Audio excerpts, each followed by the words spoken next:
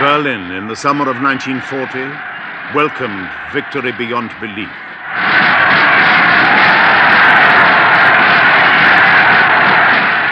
The soldiers of the Third Reich came home after only a year of war. They had conquered France. Central and Northern Europe had fallen too. These crowds were delirious with exultation and relief. They turned to their Führer in a frenzy of gratitude.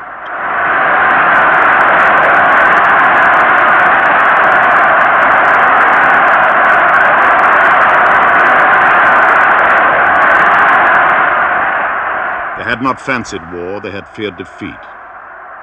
Now they thought the war was over, and they rejoiced.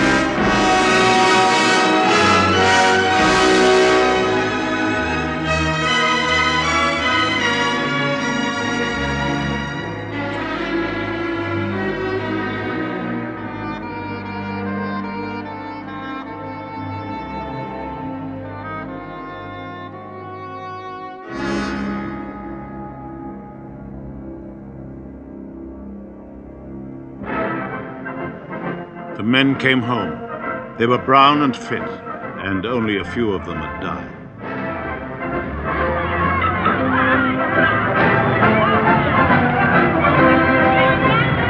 I just went shopping when somebody told me, "Don't you hear the noise?" And there I saw this part of the army coming back just near, so I bought a bowl of cherries and ran there. We all were so glad. We heard so much of the First World War with those dreadful battles and those many dead. I felt a sort of national pride. We ended the war so quick. In cities untouched by war, the German people had hardly begun to give up the ways of peace. There was rationing, even shortages, but to make up for it, the regime preached enjoyment, luxury.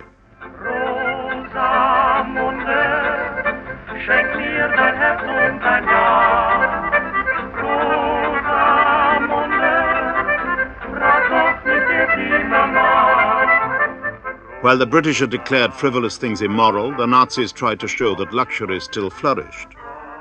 Promises were their propaganda, and those who ran the war effort came to believe their own promises. Only a few saw further.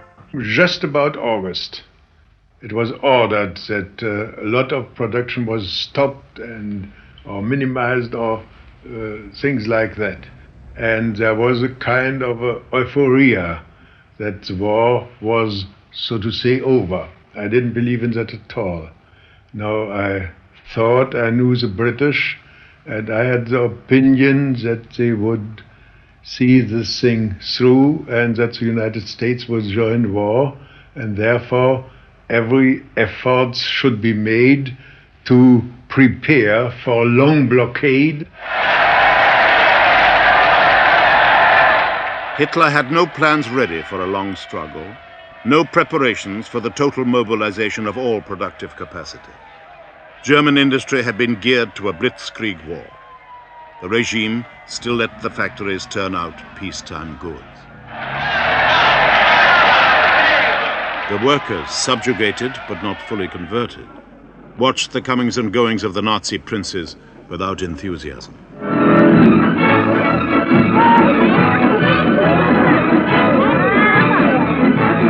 Wanting to be loved, the Nazis gave and gave. For 1940, Propaganda Minister Dr. Goebbels was Father Christmas. He gave to children, he gave to mothers. In Berlin wurde der neue Film Mutterliebe uraufgeführt. Auf Veranlassung von Reichsminister Dr. Goebbels lud die NSV 1200 Trägerinnen. Ladies with larger broods were invited to the film premiere of Mother Love, the regime's hymn to family and folk community. Ohne Papa weiterkommen, gell? Das heißt, wird uns ja vom Himmel aus helfen, so gut kann. Wird mit dem lieben Gott sprechen. Und weil so lustig ist und immer alle Engel lachen macht, da wird ihm der On their breasts, they wore the Nazi Mother Cross. Liebe Papa. The pram was the tank of the home front. The government hoped for a breakthrough on the birth rate. Happy babies, happy future mothers, and very specially, happy music soused the nation.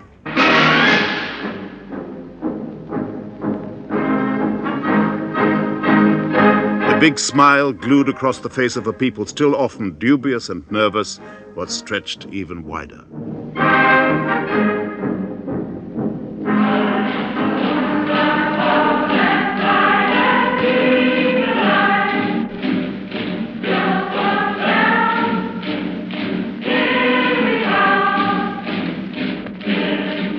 Everybody must learn to enjoy the happy teamwork of Hitler's folk community.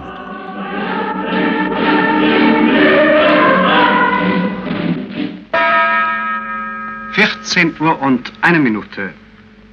Der Wehrmachtbericht. Radio was the instrument which the Nazis made their own from the beginning. Their foreign language broadcasts, technically marvelous but grotesquely unconvincing, reached greedily out to minds abroad. Today's official German war communique reads as follows. But listening to foreign radio was forbidden. Many, like the propaganda comics, Tran and Heller, argued the toss between getting a glimpse of the outside world and the risk of a jail sentence. Sogar Zuchthaus. Auch wenn es keiner merkt. Ob das einer merkt oder nicht merkt, das spielt doch gar keine Rolle.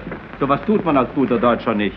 Ja, aber man muss sich doch orientieren, was draußen vorgeht. Na natürlich. Die ausländischen Sender, die sagen die reine Wahrheit. Nicht? Klar. Ja klar, du Döskopf. Hast du noch niemals etwas von dem Nachrichtensystem unserer Feinde gehört? Ja, aber... Nix, aber dann müsstest du wissen, dass alles nur darauf abzielt, unsere Widerstandskraft zu schwächen. Herr J., ich bin doch alt genug, um unterscheiden zu können, was wahr ist und was nicht. Ach, immer noch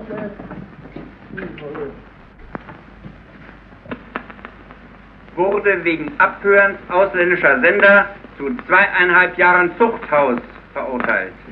If we listened to foreign radio, which we always did, we turned it very low and we used to sit right up close against it. And I remember one particular moment when my son, who was a little schoolboy, told me that he had a very funny story to tell me, that his friend's mother also listened to the radio with her ear right up against it, the same as we did. And I suddenly realized that I could have her imprisoned, she could have me imprisoned, because these two children had been talking about it. As well as geography and the rest, Nazi schools were obliged to add a special subject. Children were taught, with pictures and measurements, the dimensions of a healthy Aryan race.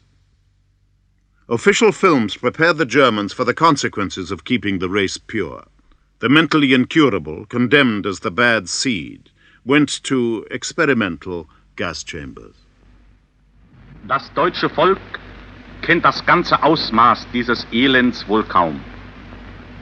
Es kennt nicht den drückenden Geist jener Häuser, in denen Tausende lallende Schwachsinnige künstlich ernährt und gepflegt werden müssen, die tiefer stehen als jedes Tier. Aber wir haben diesen Menschen die Möglichkeit gegeben, in ihren Kindern ihr Leid zu verdoppeln und zu vervielfachen. Wer solche Wesen gesehen hat, der wird wohl nicht mehr behaupten können, dass die Verhinderung zur Entstehung solcher Wesen nicht human wäre. But now, for once, the Germans learned what was going on and protested. Bishop Galen of Münster attacked euthanasia from the pulpit. For a time, the program was stopped. A controlled press avoided such misgivings. Some newspapers were mere party sheets of hate and lies. Some slipped criticism between the lines. None of them satisfied a people which was still highly educated. It was terribly frustrating never to be allowed to say your opinion openly. I myself was quite happy when I was called up early 1940 to the army, and that suddenly left behind all the oppression I had every day. I didn't, being a soldier, you don't read newspapers, you don't listen to the radio, you're not always under the stress of the propaganda which was pointed at you every hour.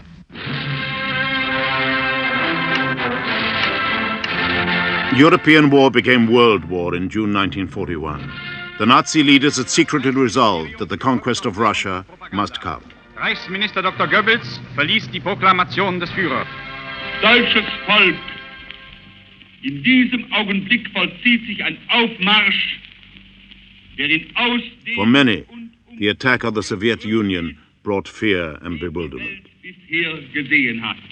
Of course, I had heard of certain preparations, but it was all well hushed up, and till the last moment I didn't think that the war would come about. For a long war, Germany would need to have the South Russian oil fields for her own. Russia had delivered 1 million tons of oil the previous year under the Nazi-Soviet pact, now flung away. As a matter of fact, we had the greatest trade agreements with them that we ever had, and they delivered promptly, and from an economic point of view, everything seemed to be in order.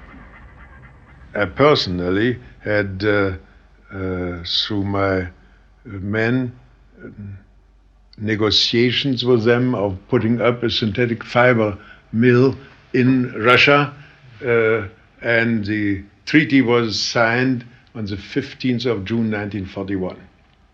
And the first 10 million marks in gold should be shipped on July 1st of 1941.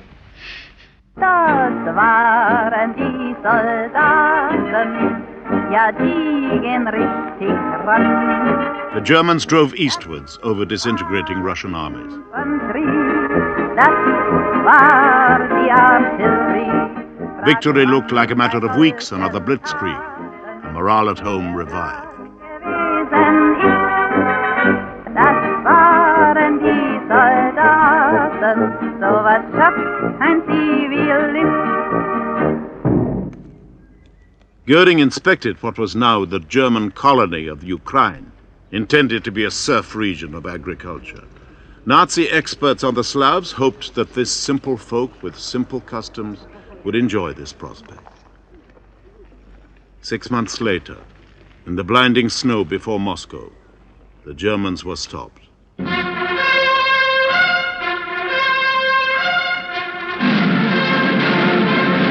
They lacked winter clothing, and the government appealed for furs and warm coats. An den letzten Tagen der Sammlung drängen sich vor den Annahmestellen die Gebefreudigen, um ihre Spenden abzuliefern. Na, Volksgenosse, tut Ihnen das nicht leid? So ein schönes Feld, oh, ist das warm da drin. No amount of rehearsed enthusiasm could conceal that this was the Reich's first military reverse.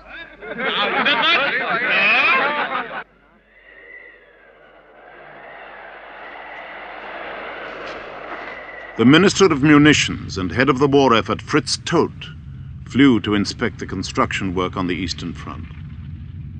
One of the men who should have been on the plane was Hitler's court architect, the producer of the Nuremberg rallies, Albert Speer. I heard in the headquarters that Todt's plane crashed. He was dead, and half an hour afterwards I was asked to come to Hitler. And to my great surprise, he told me, "You shall be his successor in all his offices." Todt got the funeral of a National Socialist hero.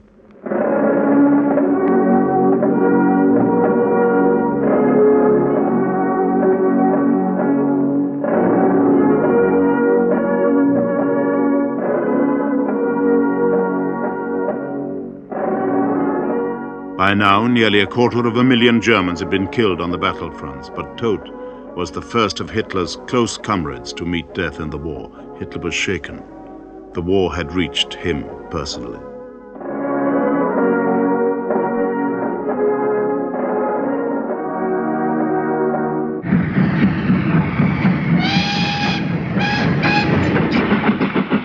Speer had already seen the chaotic, disconnected way that Nazi war industry worked. Transport, munitions, all had to be brought under a single control.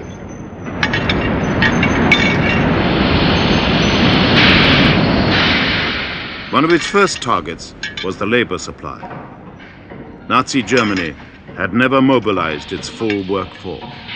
Tried to get the women in the war production machinery, but it was opposed by Saugel, who was in charge of all the labor. The thing came to Göring, and Göring flatly denied too. Then it came to the decision of Hitler, and Hitler also said, no, the women must be preserved. They have other tasks. They are for the family.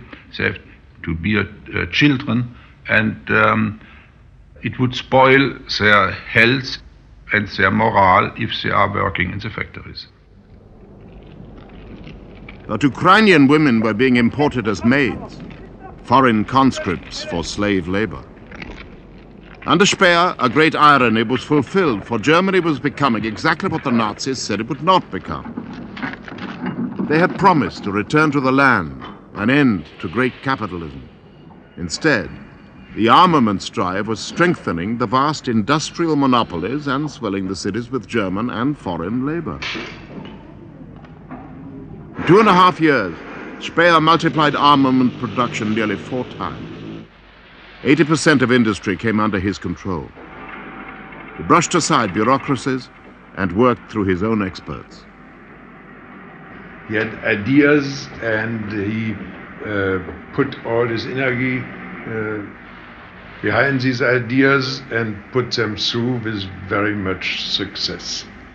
He didn't know how things had been done in the past because he hadn't anything to do with it, so he didn't know what was impossible and was possible, and he succeeded sometimes in doing that impossible too.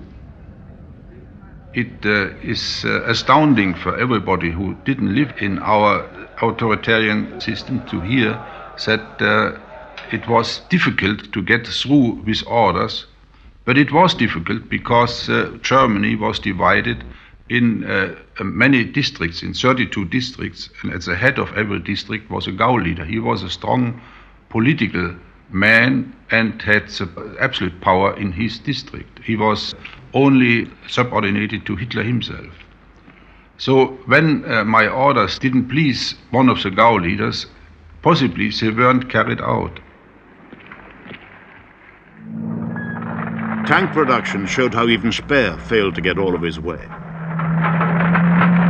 He could not slice through the competing hierarchies which were Hitler's chosen style of government. There were too many types of tanks, too few tanks in all, too many calibers of gun, and different sizes of ammunition. Hitler thought he's far superior to such problems, and what for others would have been discussions of weeks and weeks, for him was a decision of just a fraction of a minute. Of course, there was a change too. One can never say that a man is always the same person, and Hitler changed a lot from 42 to 43. In 43, he was more and more convinced that he doesn't need no more the advice of anybody, and he made the decisions by himself without listening. Hitler spent more and more time at the Wolf's Lair, his melancholy remote encampment at Rustenburg in the East Prussian forest. Those around him were obsequious. The better advisors lost touch. Hitler's personal SS adjutant was Richard Schulze-Kossens. Nearly all ministers were stationed at Berlin. and some of them had contact officers in the headquarters. Only Ribbentrop, Himmler, and sometimes Göring had their own headquarters not so far from our headquarters. Speer was very often in the headquarters because his ministry was very important for the war. Only Bormann was always in the headquarters. There was the only direct contact to Hitler. Bormann, as his secretary, was the most powerful man, more powerful, I think, than Hitler, because when the power was divided, all those men who were in power had to go via him to Hitler, except me. I had the direct access to Hitler. There wasn't much cooperation. The cooperation was in the lower levels of the smaller technocrats. We didn't have anything like a cabinet. Ministers met, if at all, very seldom and didn't talk about very important matters, so was my impression. Every ministry worked for itself, and sometimes they got orders from Hitler, but very, very seldom. Foreign visitors like Mannerheim, the Finnish leader, could see that Hitler was living in a world of illusion. He still trusted the reassurances of Göring, head of the Luftwaffe. Göring, a few months later, claimed that his aircraft could supply the Eastern Front, even when a whole army was cut off at Stalingrad. Achtung, ich rufe noch einmal Stalingrad. Hier ist Stalingrad. Hier ist die Front von der Wolga. Achtung, die U-Boot-Fahrer im Atlantik. Christmas 1942. Seewutstützpunkt am Atlantik. Achtung, Catania. Hier ist die Mittelmeerfront und Afrika. The men at Stalingrad had come through on the radio link-up loud and clear. But the brave words were faked in a Berlin studio.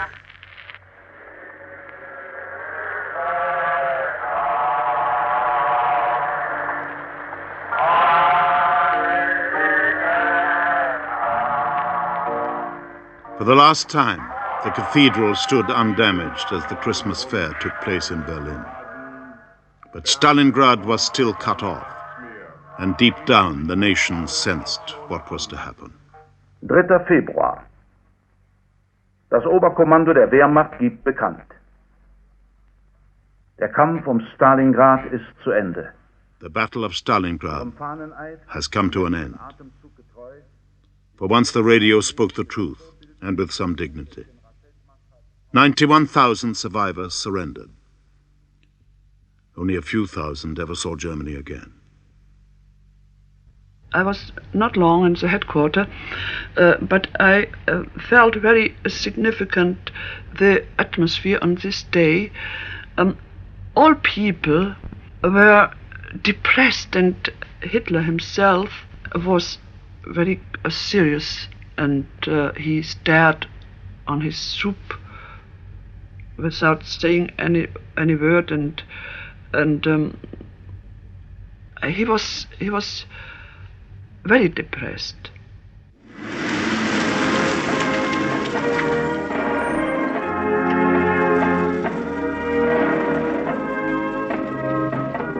The world realized, and the Germans realized, that this was the turning point. This was the tragedy which could not be hidden.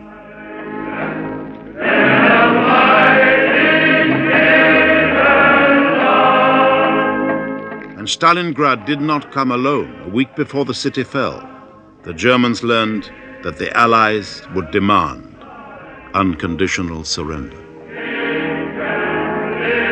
There was then to be no mercy for the Germans. Nazi and non-Nazi both lost some illusions and drew a little closer together. The escape hatches had been bolted. This was to be a total war, fought to the finish. The general feeling was, well, we can do nothing. It doesn't matter what we do. We'd better stick it out. Ausharren was the word, I remember, on everyone's lips. There's no alternative. We've got to fight to the bitter end. And this Goebbels used to the uttermost in his propaganda. Wollt ihr den Reich! 2 weeks after Stalingrad, Goebbels brought a picked Nazi audience to a last mass frenzy. Ich frage euch, seid ihr entschlossen, dem Führer in der Erkämpfung des Sieges durch dick und dünn unter schwersten persönlichen Belastungen zu folgen?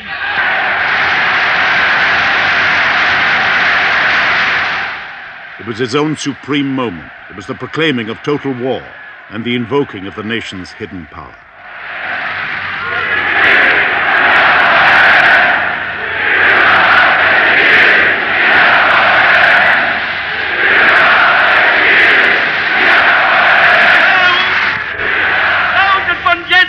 Die Parole, nun Volk, steh auf und Sturm brich los!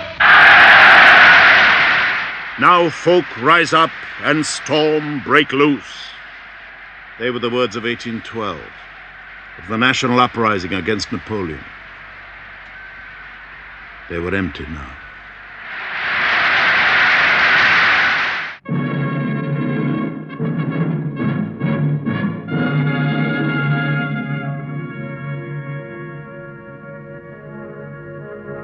In 1943, it was better listening to music than to news.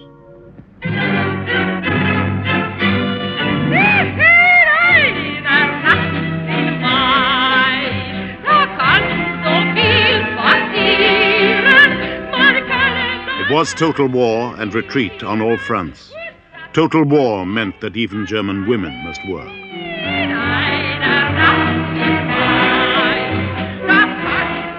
It brought its own sour humor. There was a slogan, do enjoy war, peace will be dreadful. There was a new sort of equality among the boys drafted to the mines and factories. The Hitler youth was mobilized into production and eventually into battle. Under siege, the barriers between people crumbled as they had crumbled in the London Blitz. People wanted to huddle together, to sing and forget. By the morning they might be dead.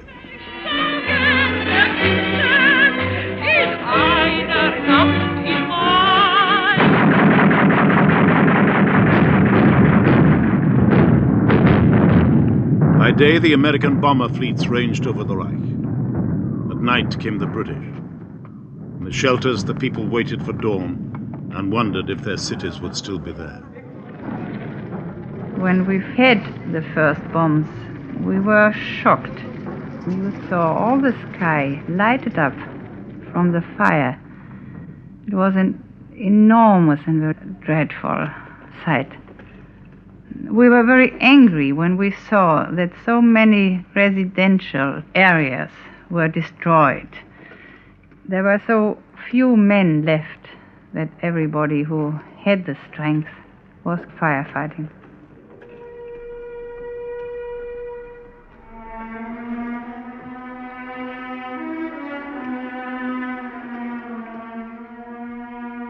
One by one, the German cities were incinerated by firestorms. 10 days' raids on Hamburg left 40,000 dead.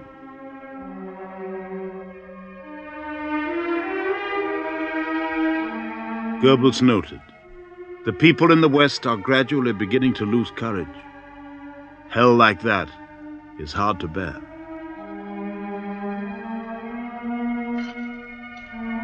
I think that the bombing hadn't the effect one would have thought. It had the effect of bringing people together. If you were all under the same bombs, it didn't really matter whether your neighbor was a Nazi or what they were.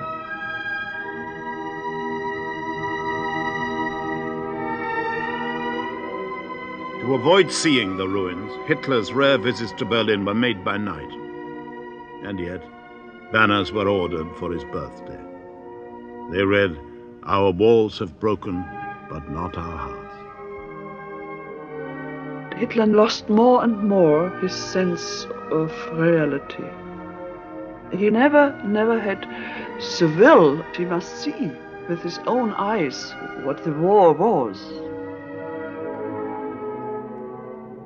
We had no information from outside And so I had the feeling to live in a monastery, in a concentration camp.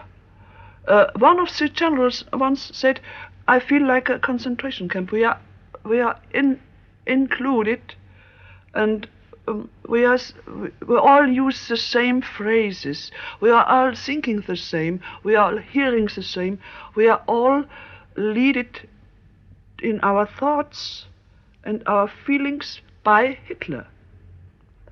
We all were playing on a play, each his role, and he was the only one who knew the script. He made us all do our play and speak our text. Nobody else knew how it would end."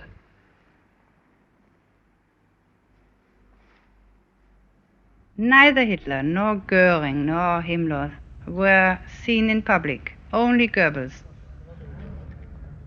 Whenever there was a very heavy bombing, Goebbels stood there on the marketplace and held his speeches and tried to say ausharren, and I personally had respect, because there was a sort of inspiring. You were sort of in a trance.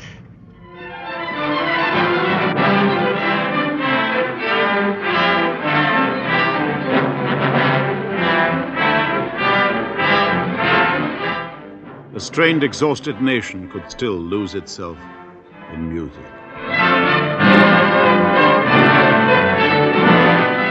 The orchestras still gave what was great and true in the tradition of German art. In the galleries, there was only the empty grimacing of Nazi painting, Nazi sculpture.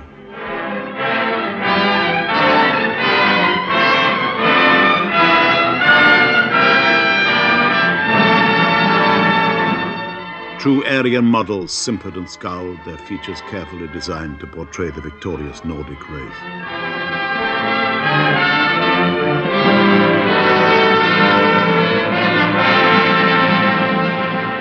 Race was the empire of Himmler and the SS. But now the SS was itself an empire. Himmler, the ex-chicken farmer, ruled the death camps and the concentration camps. The SS had its own schools and factories and courts. It administered huge tracts of the occupied East. It was the instrument of German dominion over Europe. It was even an army.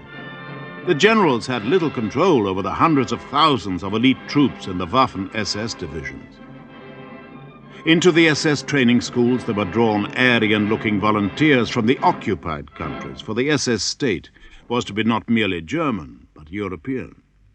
All had volunteered for active service in the Waffen-SS because they regarded the fight against Bolshevism as the most important task in Europe. New was the point of European education, because we were of the opinion that only an imaginary contrast existed between nations who have the same or were from the same origin, yes? For those of different race origin, there was no place. For the Jews, there was deportation to eastern ghettos, and then the gas chambers of the SS. The official word was resettlement. Most Germans preferred to believe that it meant no more than that. Hitler often mentioned that he is hating the Jews, and he gave many examples already in an early time when I was with him. And I should have been warned that he is serious about it, because he proved to be serious about other things he predicted too. Eines Nachts 24 Uhr ein Läuten an der Tür. One night, it must have been around midnight, the doorbell rang. I opened it, and in front of me there stood a Jewish couple. This was how I began to help persecuted Jews. All of a sudden, I'd entered into an invisible circle of people who smuggled Jews about. As soon as one hiding place had been detected, they were quickly passed on. they'd always move about at night. That's how I came to belong to a group who had to put up Jews when they were passed on like this. I've never found out who it was who'd sent them to me in the first place. Decent people, I'm sure. The problem started with the feeding of the Jewish people. Well, they neither had food rationing cards, nor did they have any money. So we, in our turn, we made use of friends who exchanged their cigarette ration cards for the odd potato or some bread. Die uns dann mal ein paar Kartoffeln und ein bisschen Brot für eine Raucherkarte eintauschten. One day, a friend of ours who used to collect food cards for these Jews came to me, and she came with another woman with dyed blonde hair. I can see her sitting there now, twisting her wedding ring and telling me that it wouldn't be for long, that she would help me in the house, and her husband need never go out. He could live in the cellar or wherever. But Christopher Bielenberg's husband was away, and he was involved in a plot to overthrow Hitler. She consulted her trusted neighbor and friend, Karl Langbehn, another conspirator. Langbehn told her compassionately but firmly that the risks to herself and her family and to the conspiracy were too great. I was astonished, overcome really, at the response that I got from my neighbor, who told me that under no circumstances whatsoever could I house these people. That housing of Jews meant concentration camp not only for myself but for my husband, possibly also for my children. I can remember going through and out into the road, and out of the darkness came a voice. I knew there was somebody there. Came a voice saying, Frau Bielenberg, haben Sie einen Schluss gefasst? Which means, have you decided? And I simply couldn't say no. I just said, well, I can't for longer than 2 days. And I let him into the cellar. They stayed for 2 days,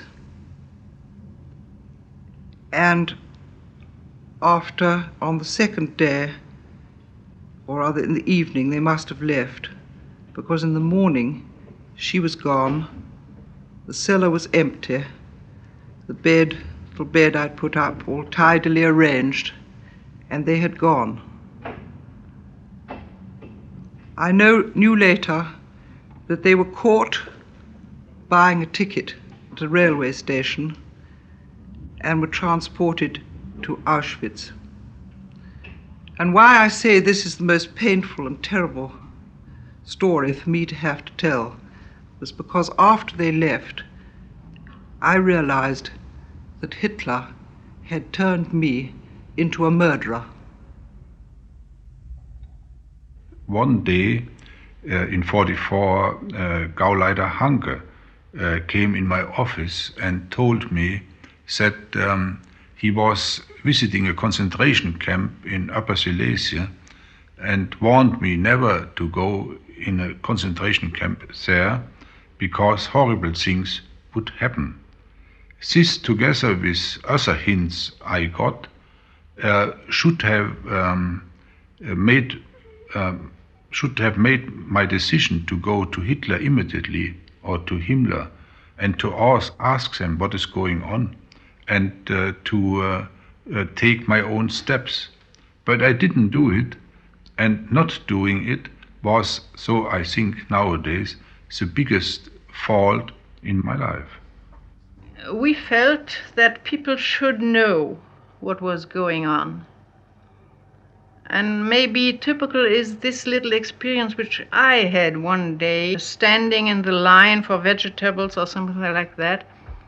I told my neighbors standing around me that now they start to kill the Jews in the concentration camps, and it is not true that they only are brought there and can live there as they live here, as it was told them. They are killed, and they even make soap out of them. I know that. And they said, Frau Bonhoeffer, if you don't stop telling such horror stories, you will end in a concentration camp too, and nobody of us can help you. It's not true what you tell, and you shouldn't believe these things. You have them from the foreign broadcasts or so, and they tell these things to make enemies against Germany. They say, no, that's not from broadcasters. I know that directly from first hand. You can be sure it is that way. And coming home, I told that my husband in the evening, and he was not at all applauding to me. In the very contrary, he said, my dear, sorry to say, but you are absolutely idiotic what you are doing. Please understand, a dictatorship is like a snake. If you put your foot on its tail, as you do it, it will just bite you, and nobody will be helped. You have to strike the head.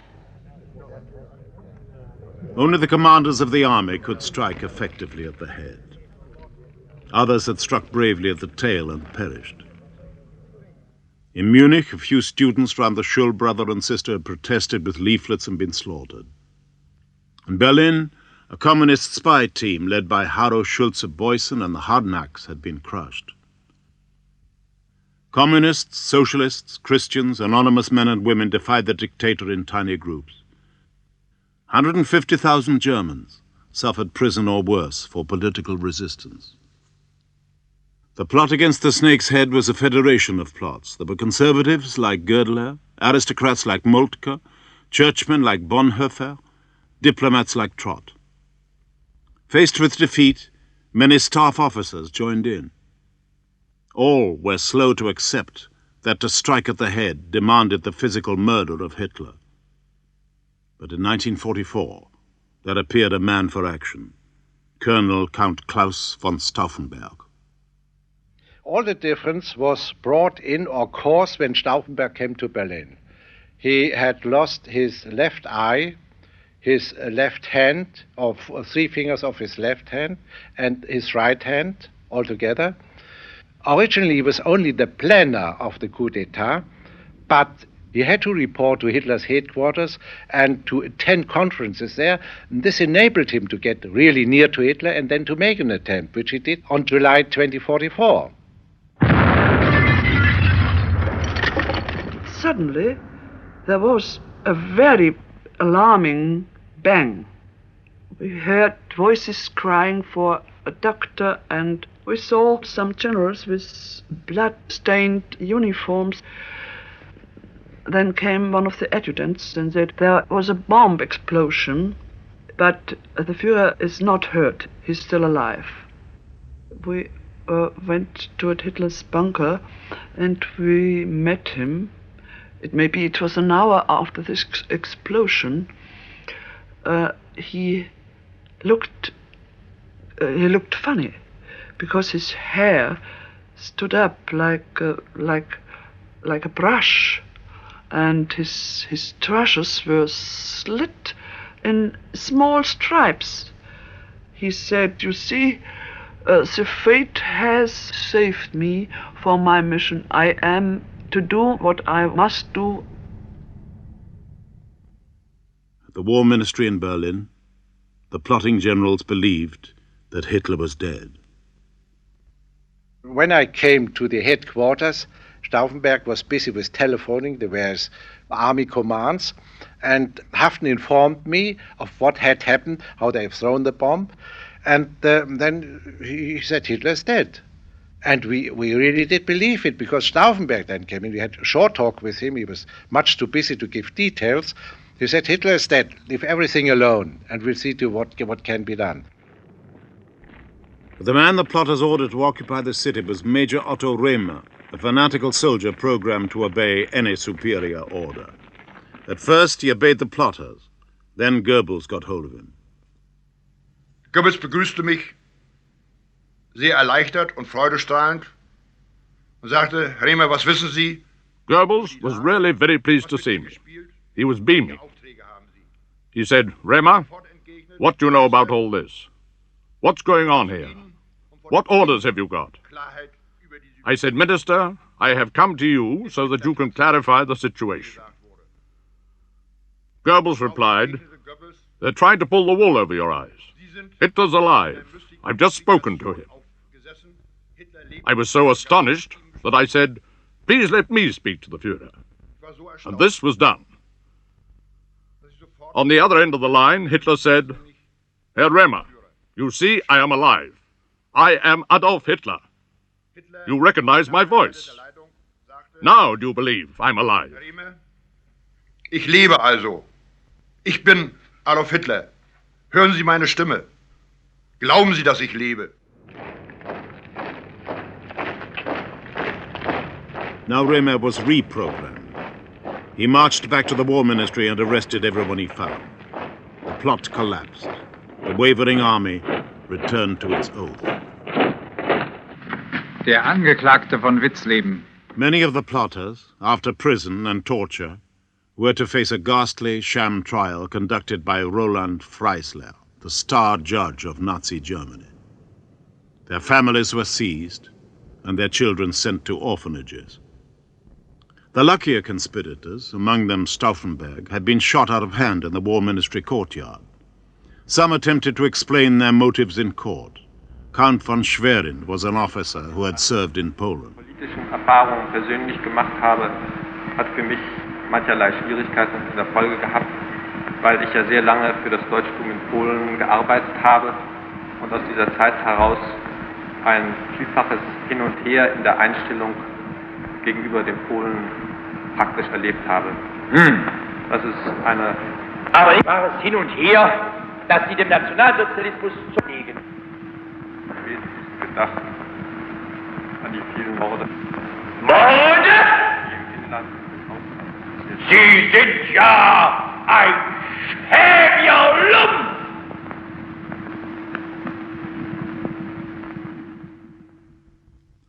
The condemned were hanged, slowly, on meat hooks. A film of their agony was made and shown later to Hitler. But the plot left Hitler a frightened, damaged man. The repression after the 20th of July broke the power of the aristocracy and of the Prussian tradition forever. But there was no ruling caste to take their place. To Hitler, all generals now seemed suspect. Only Goebbels, Bormann, and Himmler could get close to him.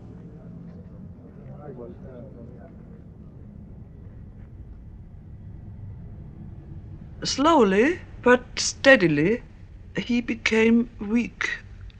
The doctors went in and out, and he became totally apathetic, non-interested in everything, and it was a very critical situation on the West Front and on the East Front too. And some days it was like Hitler didn't exist. He was deteriorating, certainly in his health, but I wouldn't go so far to say that he was no more responsible of what he was doing. In some way, he was, I have the experience of a prisoner of 20 years, in some way he was behaving like a prisoner.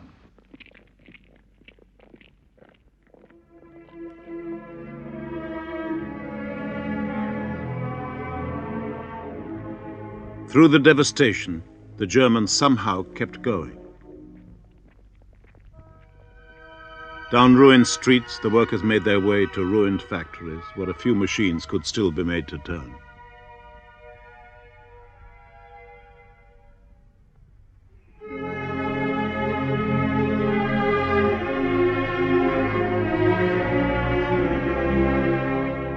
Life retreated to the cellars. People learned that 8 bombs fell in a row and then you were safe. They learned to live a day at a time.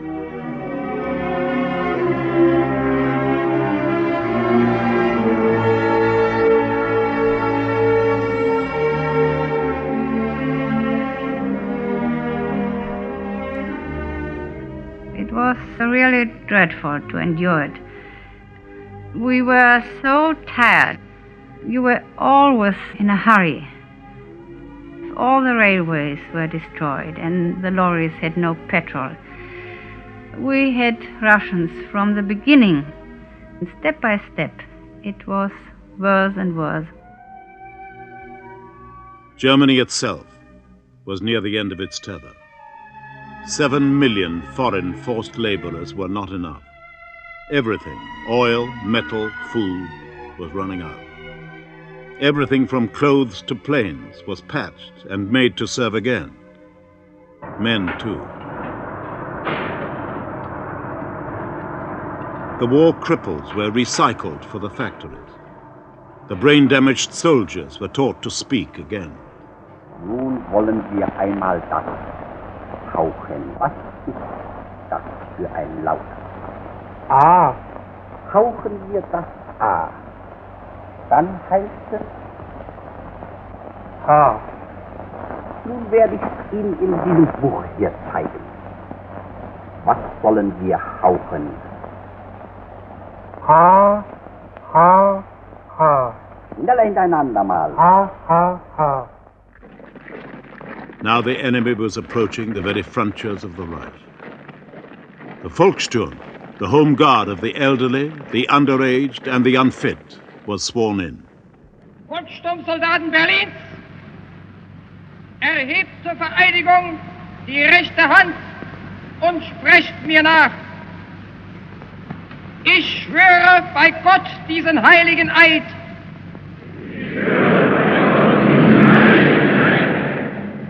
Dass ich dem Führer des Großdeutschen Reiches Adolf Hitler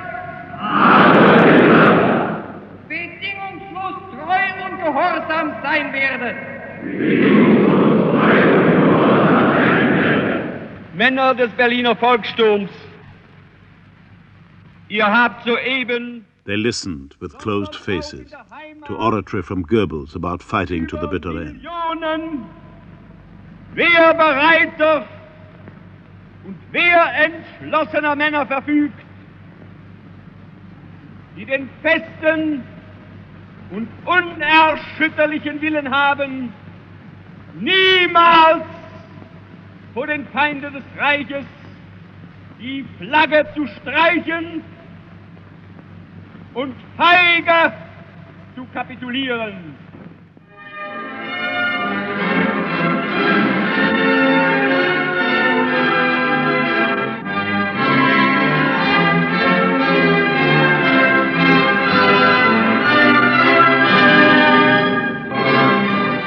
The Volkssturm trudged out through that same Brandenburg Gate, which had seen the soldiers march back from Paris 4 years before.